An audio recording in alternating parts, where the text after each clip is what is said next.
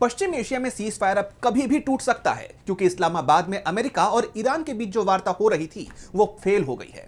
दोनों देशों के प्रतिनिधिमंडल पाकिस्तान से लौट गए हैं और दोनों ही पक्षों ने वार्ता के सफल ना होने को लेकर एक दूसरे पर आरोप मढ़े हैं।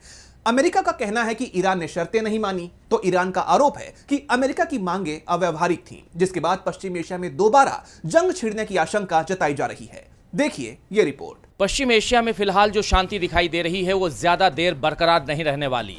अब कभी भी इस क्षेत्र में दोबारा जंग छिड़ सकती है क्योंकि दोनों पक्षों के बीच युद्ध विराम को आगे बढ़ाने की कोशिशें फेल हो गई हैं। पाकिस्तान के इस्लामाबाद में 21 घंटे तक चली वार्ता बेनतीजा रही, जिसके बाद उपराष्ट्रपति जेडी वेंस ये कहते हुए खाली हाथ अमेरिका लौट गए कि हम किसी समझौते तक नहीं पहुंच पाए। अमेरिका ने अपनी रेड लाइंस स्पष्ट कर दी हैं, लेकिन ईरानी प्रतिनिधिमंडल ने हमारी शर्तों को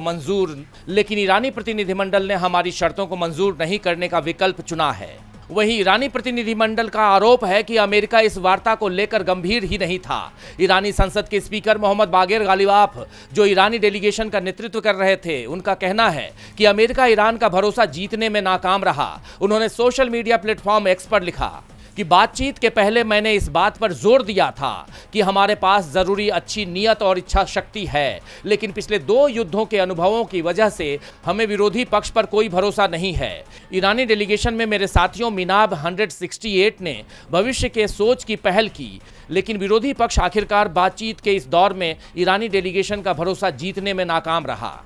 तो ईरान के पूर्व विदेश मंत्री मोहम्मद जवाद जरीफ ने भी अमेरिका पर तंज कसते हुए कहा कि अमेरिका को यह समझना होगा कि आप ईरान पर अपनी शर्तें थोप नहीं सकते, अभी भी सीखने में देर नहीं हुई है।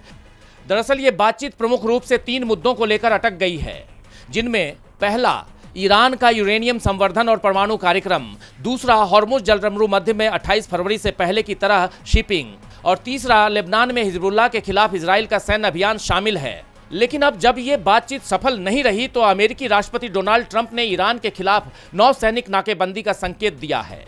वहीं ईरान ने भी हॉर्मुज स्ट्रेट पर सख्ती बढ़ा दी है। उसने पाकिस्तान के झंडे वाले 2 सुपर टैंकर शालीमार और खैरपुर को वहां से गुजरने की इजाजत नहीं दी, जिसके बाद क्षेत्र में तनाव बढ़ता नजर आ रहा है। ऐसे में तमाम देशों की तरफ से अमेरिका और ईरान से वार्ता की मेज पर लौटने की अपील की जा रही है। ब्रिटेन के प्रधानमंत्री कीर स्टारमर और ओमान के सुल्तान हैथम बिन तारिक ने भी दोनों पक्षों से तनाव बढ़ाने से बचने की नसीहत दी है। ऑस्ट्रेलिया ने भी वार्ता के रुक जाने पर निराशा जताई है। बहरहाल अब सबकी नजरें इस बात पर टिकी हैं कि इस वार्ता के बेपटरी हो जाने के बाद अब पश्चिम एशिया के हालात किस दिशा में बढ़ेंगे। डीबी लाइव की रिपोर्ट।